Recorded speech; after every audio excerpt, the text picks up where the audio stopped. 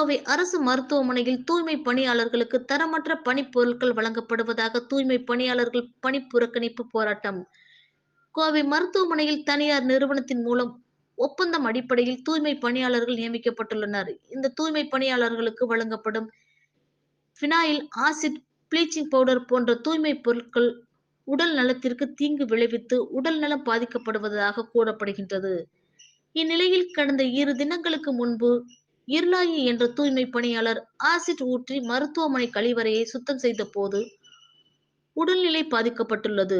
இதனையடுத்து அவர் அரசு மருத்துவமனையிலேயே சிகிச்சைக்காக அனுமதிக்கப்பட்டார். அங்கு அவருக்கு தீவிர சிகிச்சை அளிக்கப்பட்டு வீடு திரும்பினார். இருப்பினும் தொடர்ந்து உடல்நிலை பாதிப்பு இருந்து வருவதாக கூறப்படுகின்றது. இந்நிலையில் அரசு மருத்துவமனையில் பணிபுரியும் தூய்மை பணியாளர்கள் தங்களுக்கு தரமற்ற தூய்மை பொருட்கள் வழங்கப்படுவதாக கூறி 100க்கும் மேற்பட்ட தூய்மை பணியாளர்கள் பணிகளை புறக்கணித்து மருத்துவமனை வளாகத்திற்குள் அமர்ந்து போராட்டத்தில் ஈடுபட்டுள்ளனர்.